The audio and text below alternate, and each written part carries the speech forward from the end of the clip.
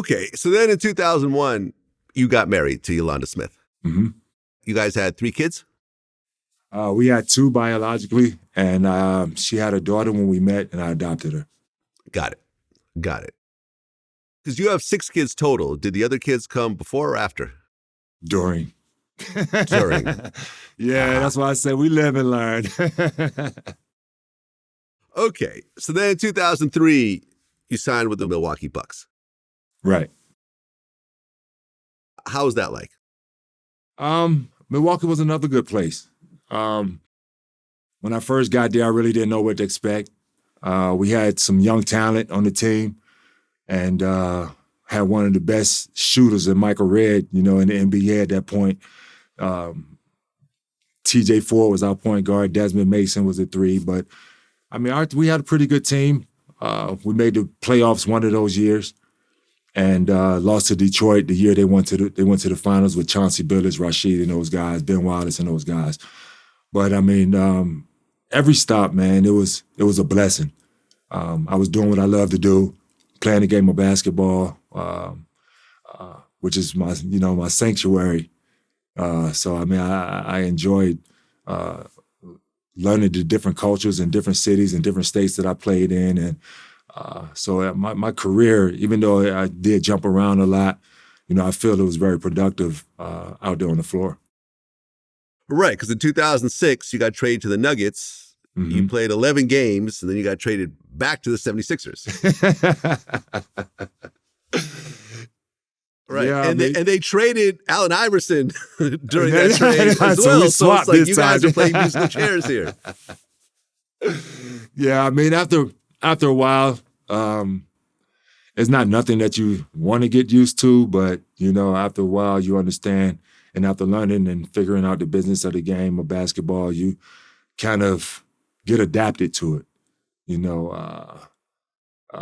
Spend a lot of nights in hotels, being traded. Spent a lot of nights, traveling. Spent a lot of, like my first trade, like for instance, I got traded from the Warriors to Philadelphia. We were in Portland. And it was one of those ones where, kind of was a surprise trade. It was on a game day in Portland, and I usually take a nap on game day. So I'm waking up from my nap, I turn on ESPN, and at the bottom of the ticker, I see my name, myself, Brian Shaw, Jimmy Jackson coming from Philly to Golden State, and I just see the trade. I'm like, what the heck? I'm supposed to be getting ready for this game tonight. And like 2 minutes later, I get a call from my agent, saying that, you just been traded. I was like, yeah, I just seen it at the bottom of the ticker. But yeah, things happen fast. And sometimes, people, we don't get to enjoy our careers because things happen so fast. But that's something I was always trying to do. And that's something I always wanted to do, enjoy the places I am and realize I'm still in the NBA. Right, because then in 2007, you get traded to the Bulls. Chicago was another one, and I think I was only there for maybe 2 months as well, a couple of months. And I had a lot of in-season trades, so I had a lot to pick up a lot of different systems throughout my career on the fly, and that wasn't an easy thing to do as well. Right, because then you get traded to the Cavaliers, and then you get traded to the Thunder. To the Thunder, yep.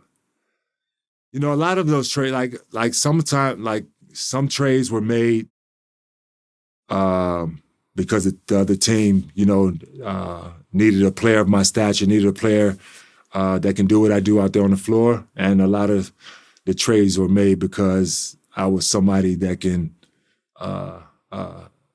somebody that with value that can be traded for, So when people ask me about how I feel about being traded so many times, it doesn't bother me at all. Yeah. So at the Thunder, you're playing with Kevin Durant. Yeah. What was that like during that time? We sucked, so to see. So it, so it was tough, but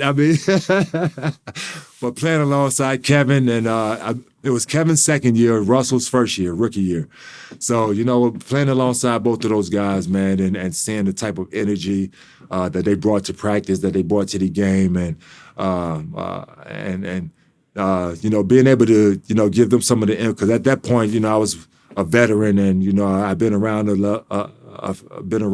while, and so I knew I had a little bit of influence and input on what to expect, and just being able to translate that to them, and give them as much feedback and input on their game that kind of helped them out throughout their career. That's something that I can always look back on. Like Kevin used to always ask me about, because when we shoot sometimes in games, I used to always get and ones on my jump shot.